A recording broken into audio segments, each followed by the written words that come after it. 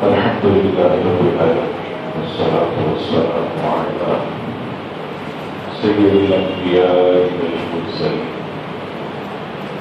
أما بعد فأعوذ بالله من الشيطان الرجيم بسم الله الرحمن الرحيم سورہ انعام سے درس کا سلسلہ جاری و ساری ہے۔ آج سورہ انعام کی آیت نمبر 38 سے اپنے درس کا آغاز کرتے ہیں۔ ارشاد باری کا لفظ ہوا وَمَا مِن دَابَّةٍ فِي الْأَرْضِ وَلَا طَائِرٍ يَطِيرُ بِجَنَاحَيْهِ إِلَّا أُمَمٌ أَمْثَالُكُمْ مَا فَرَّطْنَا فِي الْكِتَابِ مِنْ شَيْءٍ ثُمَّ إِلَى رَبِّهِمْ يُحْشَرُونَ۔ ترجمہ: اور زمین میں چلنے والا کوئی جاندار نہیں ہے اور نہ ہی اپنے پروں کے ساتھ اڑنے والا کوئی پرندہ ہے، مگر وہ تمہاری جیسی امتیں ہیں۔ ہم نے اس کتاب میں کسی شے کی کوئی کمی نہیں چھوڑی، پھر یہ اپنے رب کی طرف ہی اٹھائے جائیں گے۔ عزیزان گرامی، اللہ تبارک و تعالیٰ کا ارشاد اِلَّا أُمَمٌ أَمْثَالُكُمْ، مگر وہ تمہاری جیسی امتیں ہیں۔ مفسرین فرماتے ہیں کہ تمام جاندار، خواہ وہ چوپائے ہوں یا درندے یا پرندے، سب تمہاری طرح امتیں ہیں۔ یہ مماثلت تمام اعتبارات سے نہیں ہے بلکہ بعض اعتبار سے ہے، اور ان وجوہ کے بیان میں بعض مفسرین نے فرمایا کہ حیوانات تمہاری طرح اللہ کو پہچانتے ہیں اور اسے واحد و یکتا جانتے ہیں، اللہ کی تسبیح کرتے ہیں، اللہ کی عبادت کرتے ہیں، نبی پاک علیہ السلام کو رسول برحق مانتے ہیں، نبی پاک علیہ السلام سے سچی محبت کرتے ہیں۔ اور آپ دیکھیے حدیث شریف میں آیا کہ جانوروں میں سب سے زیادہ اللہ کا ذکر کرنے والا مینڈک ہے، کہ مینڈک جو ہے اللہ کا سب سے زیادہ جانوروں میں ذکر کرتا ہے۔ اور آپ کبھی صبح اٹھے، کسی نے بتایا کہ خیبر پختونخوا، وہاں بعض شہر، اس کے اندر ایک پرندہ ہے جو صبح کے وقت ایک آواز نکالتا ہے، اور وہاں کے رہائشی کہتے ہیں جب اس آواز کو ہم غور سے سنتے ہیں تو آواز یہ آ رہی ہوتی ہے سبحان تیری قدرت، سبحان تیری قدرت، سبحان تیری قدرت۔ کیا مطلب؟ کہ جانور بھی اللہ کو جانتے ہیں، اس کی وحدانیت پر یقین کرتے ہیں، اس کی تسبیح بیان کرتے ہیں، اور حضور کو رسول برحق جانتے ہیں۔ عزیزان گرامی، 2007 میں جب میں عمرے کے لیے حاضر ہوا تو حضور علیہ السلام کی ولادت والے شہر مکہ میں بالکل جو ہے سڑک کے کنارے ایک مسجد میں نے دیکھی۔ اب نہ جانے وہ مسجد ہے یا نہیں، اس مسجد کا نام ہے مسجد شجرہ، درخت والی مسجد۔ میں نے کسی سے پوچھا کہ یہ مسجد شجرہ، درخت والی مسجد یہاں کیوں قائم ہے؟ یہاں تو کوئی موقع بھی ایسا نہیں۔ تو اس شخص نے کہا کہ اسی مقام پر آج سے 1400 سال پہلے ایک درخت ہوا کرتا تھا۔ نبی پاک علیہ السلام اس کے قریب سے گزرے، ایک کافر آیا اور کہنے لگا کہ اگر آپ اللہ کے سچے رسول ہیں تو اس درخت سے کہیے کہ وہ آپ کی رسالت کی گواہی ہے۔ نبی پاک علیہ السلام نے فرمایا یہ کون سا مشکل ہے، میں یہیں کھڑا ہوں، تو درخت کے پاس جا اور اسے اتنا کہہ دے تجھے اللہ کے حبیب بلا رہے ہیں۔ اب وہ کافر گیا، درخت کے پاس جا کر کہنے لگا تجھے اللہ کے حبیب بلا رہے ہیں، بس اتنا کہنا تھا، ابھی جملہ بھی پورا نہیں ہوا، وہ درخت اپنی جڑیں زمین سے اکھیڑتا ہوا چل کر حضور کے قدموں میں آ گیا اور قدموں میں آ کر کہنے لگا اشہد ان لا الہ الا اللہ وحدہ لا شریک لہ واشہد ان محمدا عبدہ ورسولہ۔ یہ کافر یہ سنتے ہی مسلمان ہو گئے۔ تو ترکی دور میں اس وقت جو ہے اس مسجد، وہاں مسجد قائم کر دی جس کا نام مسجد شجرہ رکھا۔ ہر جانور جانتا ہے جب سیدنا صدیق اکبر کے عرس کا موقع آتا ہے، آپ نے سنا ہوگا علماء بیان کرتے کہ حضور علیہ السلام کو کانپوں پر اٹھا کر سیدنا صدیق اکبر غار ثور میں لے گئے۔ اب جب غار ثور میں لے گئے تو ایک تو سیدنا صدیق اکبر عاشق، ایک عاشق اور عاشق اعظم، اسی غار ثور میں ایک اور عاشق چھپا ہوا بیٹھا جو سلیمان علیہ السلام کے دور سے انتظار کر رہا تھا کہ اللہ کے حبیب جب بھی آئیں گے میں ان کا دیدار کر لوں گا۔ اب دیکھیے، حالانکہ وہ سانپ تھا لیکن حضور علیہ السلام کو پہچانتا تھا، مانتا تھا، تو فرمایا کہ یہ جو جاندار ہیں کہ سب تمہاری طرح امتیں ہیں۔ اور عزیزان گرامی، نبی پاک علیہ السلام تو جب راستوں سے گزرتے تو یہ جانور شکایتیں کرتے، حضور کی بارگاہ میں عرض گزاری کرتے۔ اور مشہور واقعہ جو کہ امام جامی نے شواہد النبوہ میں لکھا کہ ایک مرتبہ حضور جنگل سے گزر رہے، ایک ہرنی زور سے پکار رہی ہے یا رسول اللہ یا رسول اللہ۔ حضور قریب آئے، پوچھا کیا ہوا؟ کان میں عرض کرنے لگی آقا مجھے صیاد نے پکڑ لیا، غیر مسلم ہے، میرے بچے وہاں بھوکے ہیں، آپ ضمانت دیجئے میں اپنے بچوں کو دودھ پلا کر واپس آ جاؤں گی۔ نبی پاک صلی اللہ تعالی علیہ وسلم اس مقام پر کھڑے ہو گئے اور ہرنی کو چھوڑ دیا۔ ہرنی دوڑتی ہوئی عزیزان گرامی خوشی خوشی جانے لگی اور پیچھے سے صیاد آ گیا، کافر تھا، وہ کہنے لگا اے محمد صلی اللہ علیہ وسلم تو نے میرے شکار کو چھوڑ دیا، اتنا قیمتی شکار تھا۔ حضور علیہ السلام فرمانے لگے فکر مت کر وہ ابھی آ رہا۔ وہ کہنے لگا ارے کوئی شکار بھی کبھی جا کر واپس آتا ہے؟ آپ کس بہن میں معاذ اللہ مبتلا ہے، وہ نہیں آئے گا۔ اللہ اکبر۔ بس یہ گفتگو چل رہی تھی، ہرنی اکیلی گئی تھی، کیا دیکھا کہ ساتھ اپنے بچوں کو بھی لے کے آ گئے۔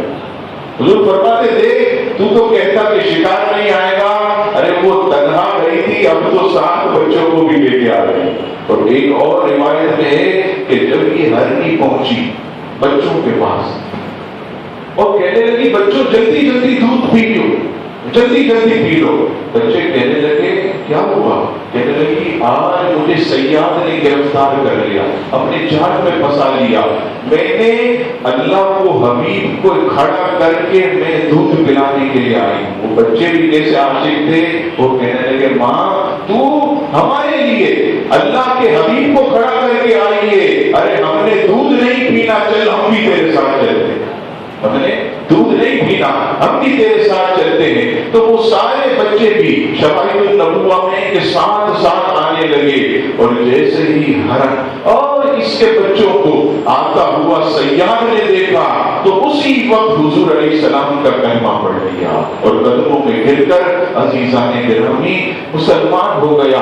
کتنے ایسے واقعات کہ اونٹ حضور علیہ السلام کی بارگاہ میں جو ہے وہ کان میں بڑبڑاتا ہے، حضور سمجھ گئے اس کی بولی کو، اس کے مالک کو بلایا، کہا یہ کیا کہتا ہے؟ کہا کیا کہتا؟ یہ کہتا ہے کہ جب میں جوان تھا مجھے خوراک اچھی دیتا تھا، کام کی جوانوں والا لیتا تھا، اب میں بوڑھا ہو گیا ہوں تو میری خوراک اس نے کم کر دی ہے، لیکن مالک کام مجھ سے جمع سا لیتا ہے۔ حضور علیہ السلام نے فرمایا خبردار اس جانور پر ہرگز ظلم مت کرنا، ورنہ قیامت کے دن تمہیں جواب دینا پڑے گا۔ عزیزان گرامی، یہ جتنے بھی جانور ہیں چلے بڑے، یہ سب جو ہے حضور علیہ السلام کو جانتے ہیں، مانتے ہیں اور حضور سے محبت بھی کرتے ہیں، اللہ تعالیٰ کی وحدانیت پر ایمان بھی رکھتے ہیں۔ اس لیے کوشش کریں کبھی بھی راستے سے جا رہے ہو، کوئی ضرورت نہیں ہے، بلی جا رہی ہے اس کو جائے، کتا جا رہا ہے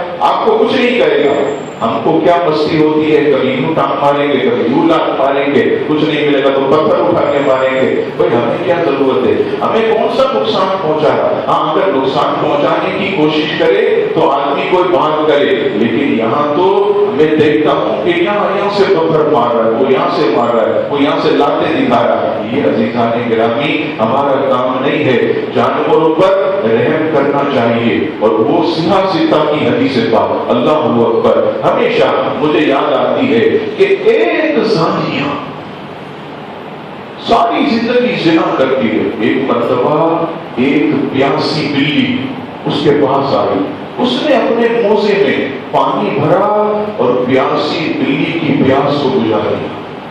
اور ایک نیک اور پارسا عورت ساری زندگی عبادت کی، بھوکی پیاسی بلی آئے اس کو مار کر بھگا دیا، دھتکار دیا۔ نبی پاک علیہ السلام فرماتے ہیں کہ یہ دونوں جب اللہ کی بارگاہ میں حاضر ہوئی تو اللہ تبارک و تعالیٰ نے اس نیک اور پارسا عورت جس نے پیاسی بلی کو بھگایا تھا اس کی پکڑ فرما دی، اور وہ زانیہ عورت جس نے اپنی جوڑابوں اور موزے میں پانی بھر کر پیاسی بلی کو پلایا تھا، اس سبب سے اللہ نے اس کی مغفرت فرمائی۔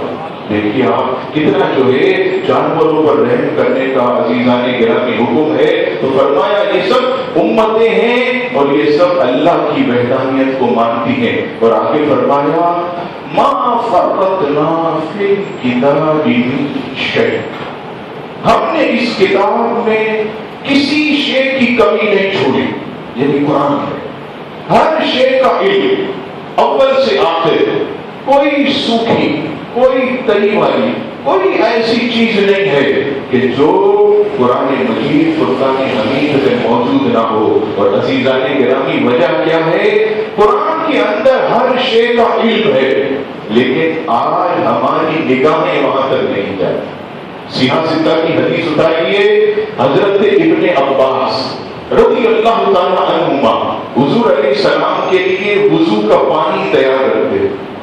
نبی پاک علیہ السلام اتنا ایک دن خوش ہوئے، اتنا خوش ہوئے، حضرت ابن عباس کو سینے سے لگایا اور عرض کی مولا ابن عباس کو قرآن مجید کا فہم عطا فرما۔ حضور کی یہ دعا اتنی مقبول ہوئی کہ حضرت ابن عباس فرماتے ہیں کہ میرے جانور کی اگر رسی بھی گم ہو جائے تو میں قرآن سے دیکھ کر تلاش کر لوں۔ کیا وجہ ہے؟ جن کو فہم قرآن عطا ہو گیا، جن کو قرآن کا علم عطا ہو گیا، عزیزان گرامی وہ ہر چیز قرآن میں سے تلاش کرے تھے۔ فرمایا ہم نے اس کتاب میں کسی شے کی کوئی کمی نہیں چھوڑی۔ ایک مرتبہ مجھے یاد آ گیا کہ مولا علی شیر خدا کے پاس ایک یہودی آیا، اور یہودی آ کر کہنے لگا اے علی، میں نے سنا ہے تمہارے نبی پر جو کلام نازل ہوا اس میں ہر شے کا علم ہے، ہر بات موجود ہے، تو ایک بات یہ بھی بتاؤ، تمہاری اور میری داڑھی کا بھی قرآن مجید میں ذکر موجود ہوگا؟ تمہاری اور میری داڑھی کا بھی قرآن میں ذکر موجود ہوگا۔ اب یہودی تھا، اس کی داڑھی تھی چھوٹی چھوٹی، زیادہ بڑھ نہیں رہی تھی۔ یوں سمجھ لیجئے کہ بعض آپ دیکھتے ہیں جلدیں ایسی ہوتی کہ داڑھی بڑھتی نہیں، تو مولا علی شیر خدا کی داڑھی گھنی تھی، یہاں تک فرمایا کہ آپ کے سینے کو ڈھانپ دیتی تھی۔ ایسی مولا علی کی گھنی اور خوبصورت داڑھی، اللہ اکبر، اور اتنی بڑی بڑی بھی نہیں، یہ بھی منع، ایک مٹھی داڑھی۔ آپ دیکھیے کتنے بےہودہ آدمی لگتے ہیں اتنی بڑی بڑی داڑھی، موٹر سائیکل پہ جاتے ہیں ایسا لگتا ہے W11 جائے۔ اب دیکھیں لوگ مذاق اڑاتے ہیں، یہ دین کا مذاق ہے، میں صحیح کہتا ہوں، یہ دین اسلام کا مذاق، دین سپریت سکھاتا ہے۔ اچھا بن کے رہے، داڑھی ہے تو سیٹ کرے، بال ہیں اچھے، کپڑوں پہ کوئی داغ نہ ہو، میل نہ ہو، صاف ستھرا انسان ایسا ہو کہ اسے دیکھ کر لوگ قریب آئے۔ ایسا نہیں کہ چلنے دیکھ تو جن بھوت جیسا لگتا ہے بھاگو اس سے، ایسی شکلیں بنانے کا حکم نہیں ہے۔ اتنا نورانی چہرہ، صحابہ کرام ایک مٹھی داڑھی، سیدنا غوث اعظم کے بارے میں راویوں نے لکھا ایک مٹھی خوبصورت داڑھی، تو کوشش کریں کہ ایک مٹھی داڑھی۔ اب وہ مولا علی سے کہنے لگا کہ آپ کی اور میری داڑھی کا بھی قرآن مجید میں ذکر ہوگا۔ اب مولا علی شہر خدا، اللہ اکبر، حضور فرماتے ہیں میں علم کا شہر ہوں اور علی اس کا دروازہ، علی اس کا دروازہ ہے۔ مولا علی کہہ رہے کہ ہاں ہے تو صحیح۔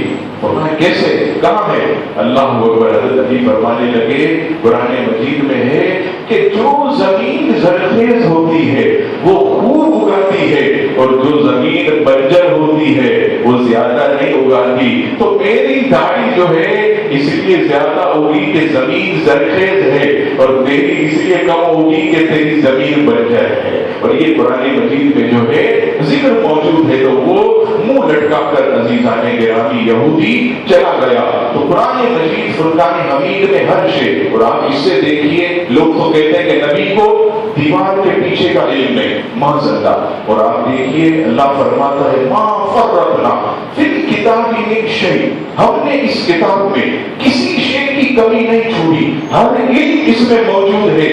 آپ بتائیے کہ جس ذات پر یہ قرآن نازل ہوا ہو، ارے اس کے علم کا کون اندازہ لگا سکتا ہے؟ ان کے علم کی حدوں تک کون پہنچ سکتا ہے؟ اس سے پتہ چلا، آپ خود قرآن اٹھائیے، سلیمان علیہ السلام کے دور میں ان کا وزیر اور ان کا کزن آصف بن برقیہ، اللہ اکبر، ملکہ سبا، تخت بلقیس، جو کہ کتنے میل دور، اس کو پلک جھپکنے میں لے آیا۔ قرآن کہتا ہے کیوں لے آیا؟ اس کے پاس کتاب کا تھوڑا سا علم تھا۔ قرآن مجید کیا ہے؟ اس کے پاس کتاب کا تھوڑا سا علم تھا۔ ذرا اندازہ کیجئے کہ جس کے پاس کتاب کا تھوڑا سا علم ہو، وہ پلک جھپکنے سے پہلے کئی میل دور تخت بلقیس کو لے کر حضرت سلیمان کے قدموں میں حاضر کر دے، تو جس کے اوپر پورا قرآن نازل ہوا ہو، جس کے پاس پورے قرآن کا علم ہو، اور مصطفیٰ کی عظمتوں کا کیا حال ہوگا؟ نبی پاک علیہ السلام کی شان و عظمت کا کیا عالم ہوگا؟ اور آگے فرمایا ثم الی ربہم یحشرون، پھر یہ اپنے رب کی طرف اٹھائے جائیں گے۔